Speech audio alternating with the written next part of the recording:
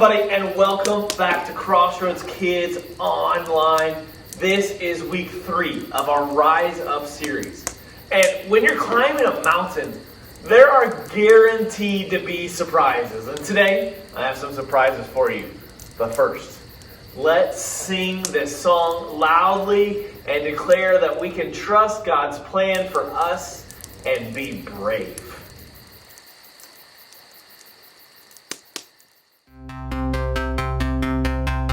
No, I won't be afraid.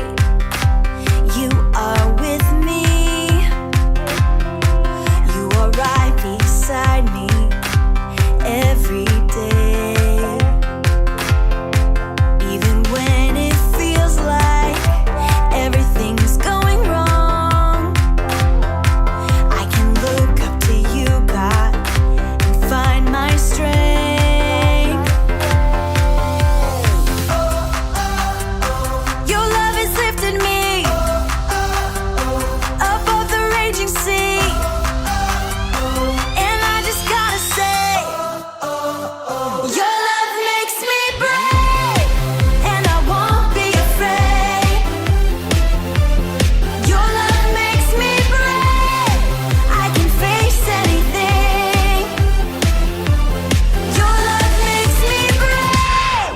I was lost and afraid till you found me. You lifted me up and gave me strength. Anywhere that I go, you go with me. Oh, Lord, you give me the courage to live each day.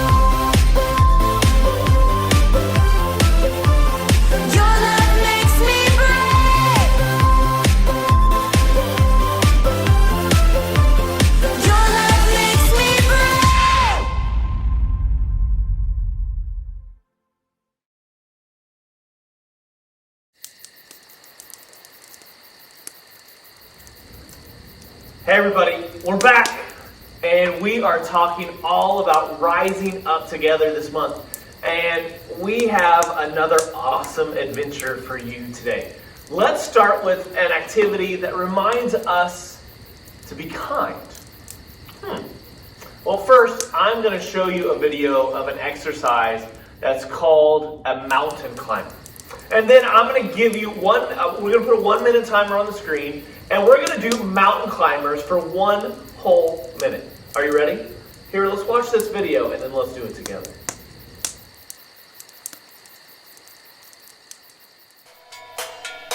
This exercise is called mountain climbers. We're going to get into a push-up position, maintaining a straight line from our head to our feet. From here, on go, we'll drive one knee up at a time to our chest area. without your foot hitting the ground. Then switch legs. Drive the other knee up and keep alternating legs like pistons. It should look like you're running in place from a plank position. The key to a good mountain climber is keeping your body straight and parallel with the ground.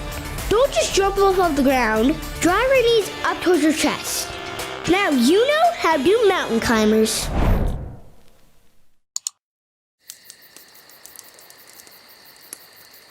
All right, now let's put that timer on the screen and let's do some mountain climbing. Ready? Here we go. Keep going.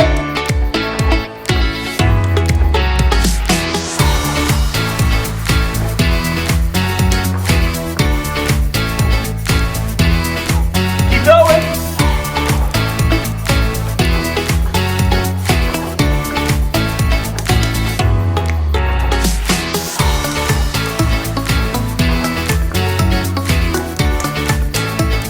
Keep going.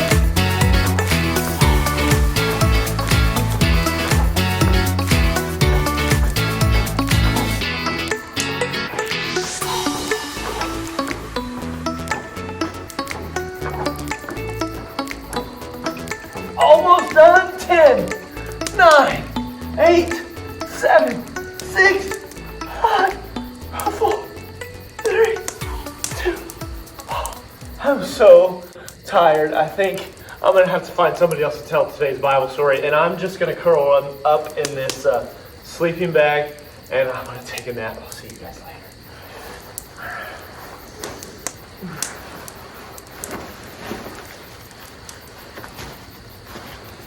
Good night.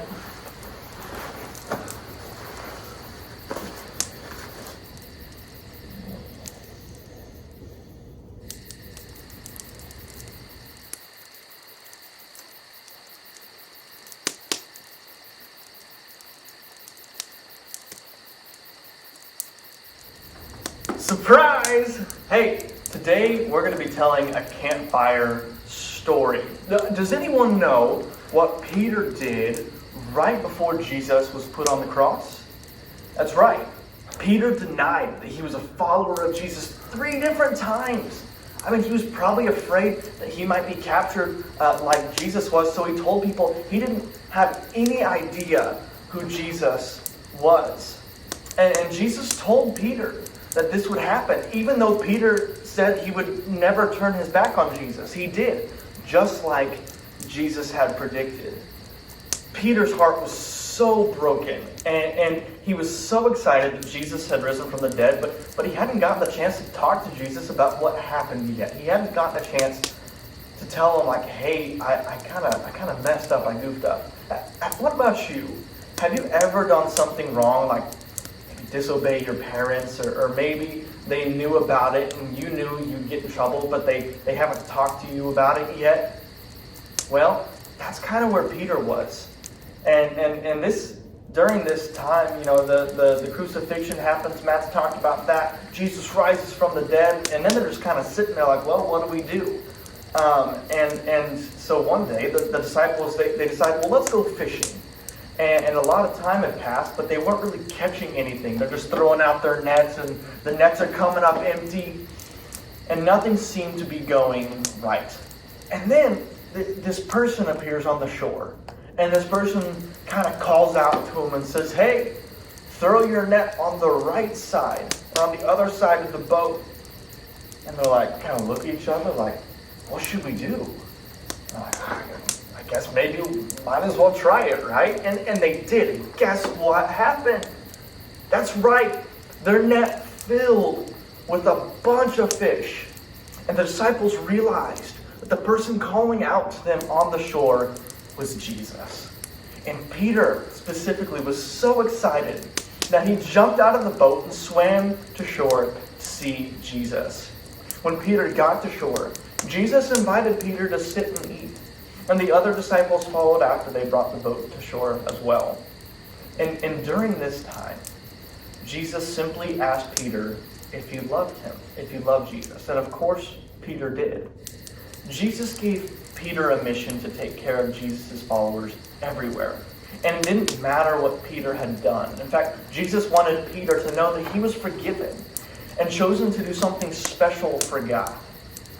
And that takes us to today's big idea. So let's head over to the Big Idea mountain range and learn what we're supposed to remember today. Well, here we are again at the Big Idea mountain range. Before I tell you what today's big idea is, let's look at what we've already learned so far. The first week, we learned that Jesus overcame death by rising from the grave. Remember that? Remember when Matt taught that? And then last week, we learned that Jesus connects us to each other. And then this week, our big idea is that Jesus gives us encouragement. Now let's send it over to Cool Carl and see what he has to say about Jesus giving us some encouragement. Hey, yo, Chicken Nuggets. It's me, Carl. And I'm Vanessa. Welcome to Grow TV. Welcome to Grow TV, hosted by Carl, where we have fun with our friends, talk about Jesus, and go over everything the Bible has to offer. Now, once again, welcome to Grow TV.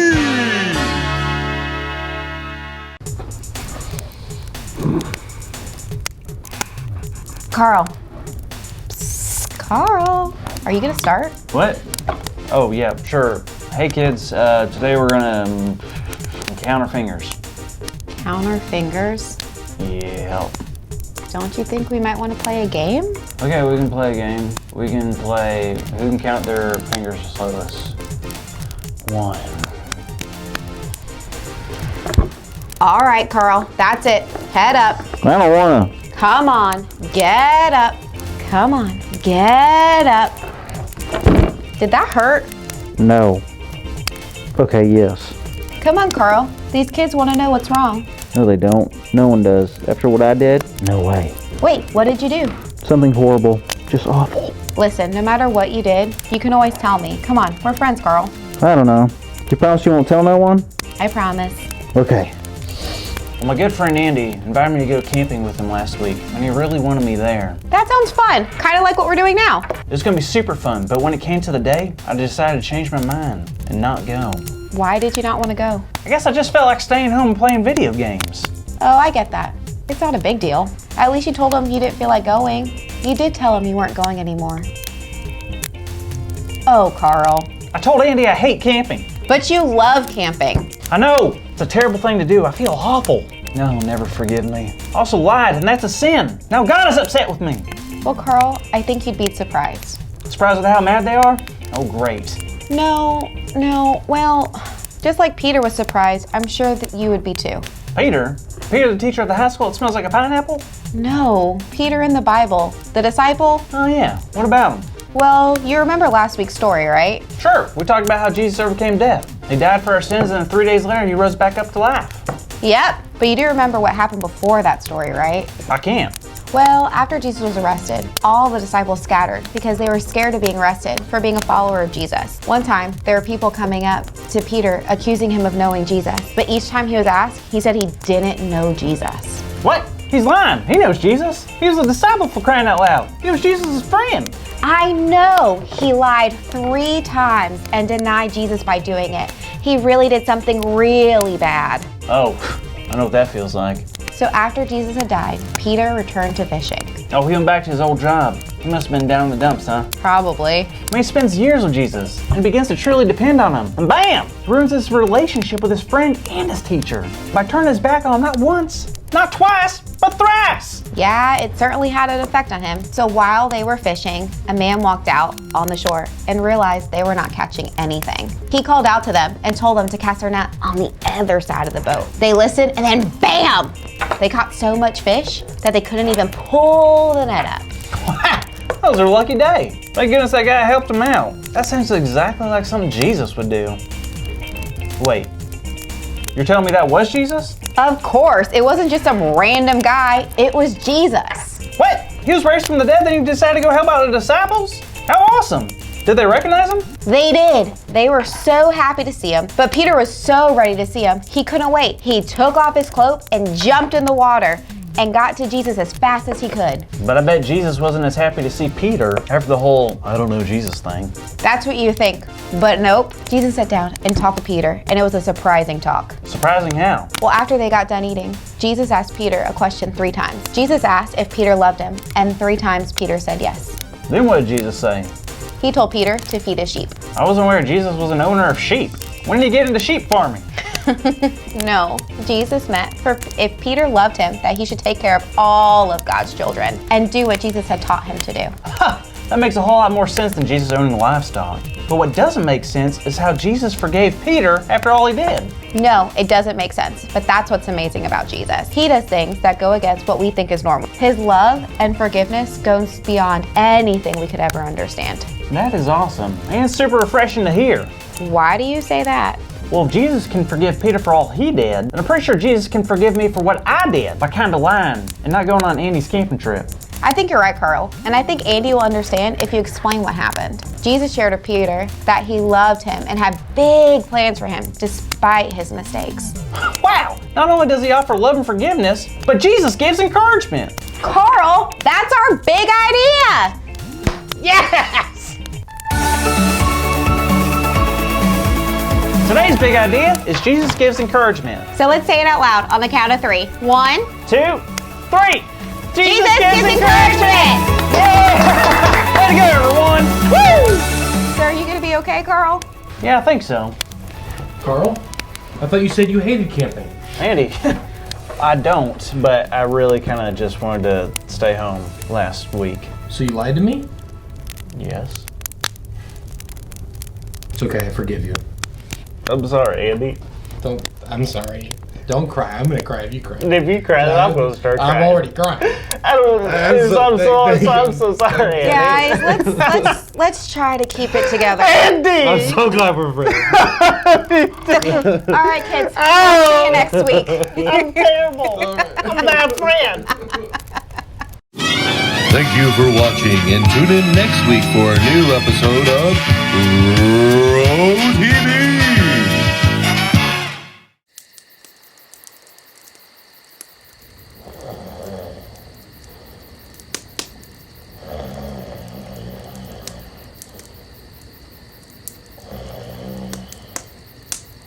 Well, Matt must still be sleeping, so I'm going to take over for him even longer. While he sleeps, we'll sing another worship song together. Then I have another video you can watch to help you encourage yourself and others around you, just like Jesus encourages us.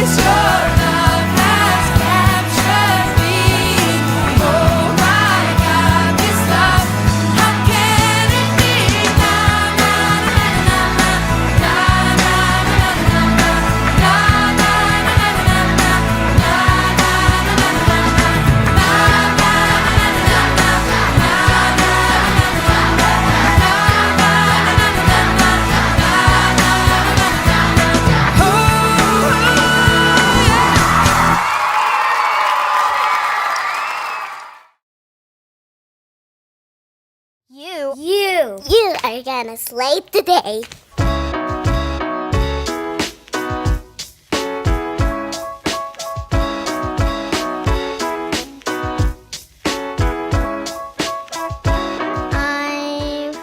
I've had a bad day before. Sometimes we be sad because we do not get what we want, and sometimes we cry. Yeah. One of my best friends doesn't want to be my friend anymore. It hurts my feelings. Jokes cheer me up sometimes. Knock, knock. Who's there? Boo. Boo hoo. Oh, don't cry, little baby. Oh, I was gonna do that one. What do you call a pig that does karate? What? Pork chop. Why does a potato kick his friends? Why? Because they want to kick his butt. Spending time with my family. That's my dad, that's my mom, and that's me. I'm gonna do a mommy because I love food so much because they give us stuff. I like your face. Can you sing your favorite song for us? Let it go, let it go. I don't know what they're going to say. Let the storm rain down. The cool novel bothers me and it lies in me. Awesome, Coco, awesome.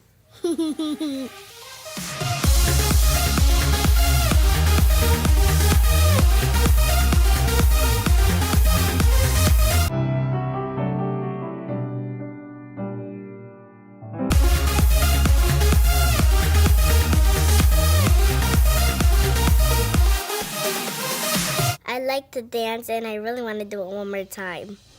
Be like Jessica. I like my hair. I like my haircuts. I like my pajamas. I am smart. I am beautiful. I am strong. I am tough. I love my eyes. I love my toes. I love that I'm brave. I love football. I can do anything. I'm serious. Look at me dance. Look at me dance. Look at me. Look at me. Look at me dance. Woo! You just have to push yourself, raise yourself, encourage yourself to level up. Just raise the roof. Think of rainbow so you can get pumped up. I love rainbows. It's like my favorite color. Just keep swimming, just keep swimming, swimming, swimming. Okay, I have my hands in my pocket. And smile.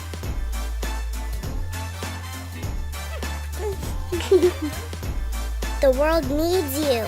3 minutes of motivation, done.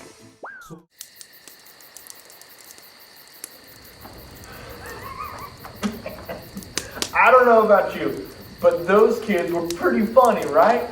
But you know what? Their ideas couldn't really help us. They can help us encourage each other. And it made me think of a couple of great verses in the Bible. And I guess I'll read them since Matt is still asleep.